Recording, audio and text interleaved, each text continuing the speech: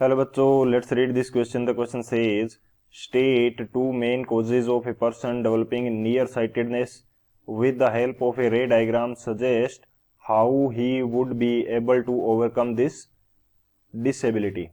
तो इस क्वेश्चन के अंदर हमसे क्या बोल रखा है कि जो हमारे पास नियर साइटेडनेस है उसके क्या रीजन हो सकते हैं, क्या कोज हो सकते हैं और उसको करेक्ट किस प्रकार से करेंगे, वो रे डायग्राम की हेल्प से हमें एक्सप्लेन करना है। तो बात करते हैं हम की कंसेप्ट की यदि बात की जाए इस क्वेश्चन के लिए की कंसेप्ट, तो हमारे पास क्या की कंसेप्ट होगा। हम यहाँ पे देखते हैं कि जो नियर साइटेडनेस है वो होती क्या है, नियर साइटेडनेस। तो नियर साइटेडनेस हमारे पास होती है, इसके अंदर बेसिकली जो नियर की ऑब्जेक्ट है या नियर का जो विजन है वो हमें क्लियर मिलेगा। ये हमें क्या मिलेगा, नियर विजन जो है, नियर विजन हमारे पास होता है क्लियर, और जो फार विजन है वो हमें कैसा दिखाई देता है, ब्लर दिखाई देता है। फार विजन हमारे पास कैसा होगा, ब्लर होगा। नियर विजन इसके अंदर क्लियर है, फार विजन क्या हो जाएगा, ब्लर हो जाएगा। तो इसको बोलते हैं नियर साइटेडनेस। रीजन इसका क्या होता है, रीजन इसका ये होता है कि जो हमारे पास इमेज फॉर्मेशन है वो रेटिना पे नहीं होकर रेटिना से पहले होने लग जाता है। Image formation in front of retina, in front of retina, in front of retina, retina के सामने इमेज फॉर्मेशन होने लग जाता है। तो इसकी वजह से क्या हो जाता है, नियर साइटेडनेस की जो कंडीशन है या डिसऑर्डर है वो डेवलप हो जाता है। तो ये हमारा मेन की कंसेप्ट है। इस की कंसेप्ट की हेल्प से इस क्वेश्चन को सोल्व करते हैं। सॉल्यूशन की यदि बात करें इस क्वेश्चन के लिए, तो सॉल्यूशन हमारे पास क्या होगा, हम यहाँ पे इसका जो कॉजेस है वो यहाँ पे डिस्कस कर लेते हैं कि जो इमेज फॉर्मेशन है वो रेटिना से पहले क्यों होने लग जाता है। यदि हमारे पास जो कन्वर्जिंग नेचर है आई लेंस की वो ज़्यादा हो जाए तो हम कह सकते हैं कि जो हमारे पास फॉर्मेशन है इमेज का वो पहले होने लग जाएगा रेटिना से। तो एक तो रीजन कोज ये हो जाएगा due to high converging power, due to high converging power of eye lens, eye lens.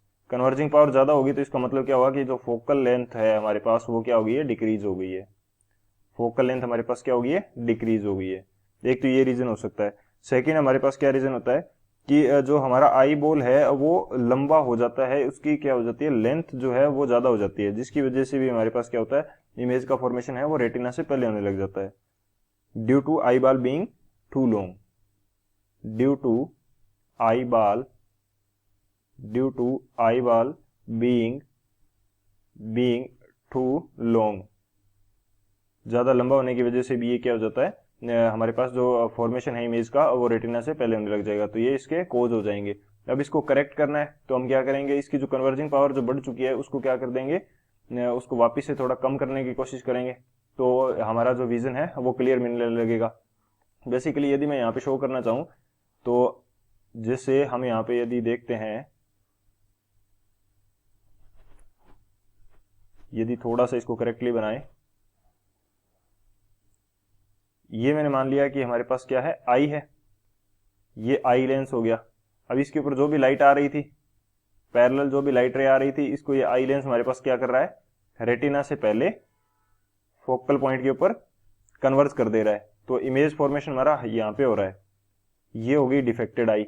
अब इसको यदि करेक्ट करना है तो हम इसकी क्या करेंगे, कन्वर्जिंग पावर को हमें कम करना होगा। तो डाइवर्जिंग नेचर का हम लेंस यूज करेंगे। तो उससे क्या हो सकता है कि हमारे जो इमेज फॉर्मेशन है वो फिर से रेटिना पे होना स्टार्ट हो जाएगा। वो किस प्रकार से करेंगे वो भी देखते हैं। सो हम बात करते हैं करेक्शन की, कि इसका जो डिसऑर्डर है इसका करेक्शन किस प्रकार से हम कर रहे हैं। तो ये हम करेंगे with concave lens, with concave lens, concave lens की हेल्प से इसको हम करेक्ट कर सकते हैं। तो इसका भी यदि रे डायग्राम हम बनाएं तो ये हमारे पास इस प्रकार से, ये हमारे पास क्या हो जाएगी, एक जनरल अपीयरेंस हम ले रहे हैं आई की, ये हमारे पास आई लेंस हो गया। अब यदि इससे पहले हम क्या यूज कर रहे हैं, इससे पहले हम यूज कर रहे हैं एक डाइवर्जिंग नेचर का लेंस, जो कि हमारे पास कनकेव लेंस होता है।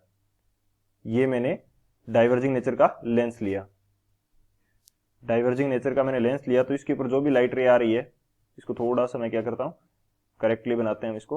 आई लेंस को मैं थोड़ा बड़ा बनाता हूँ ताकि हम इजीली थोड़ा सा समझ पाए इस चीज को।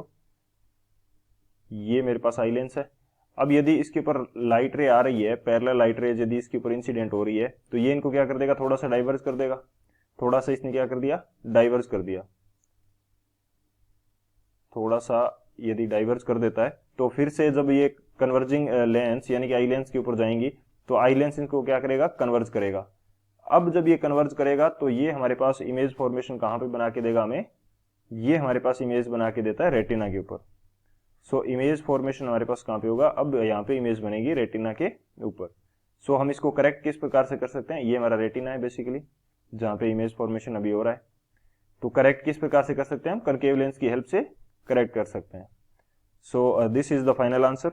I hope you understood it well. Best of luck. Thank you.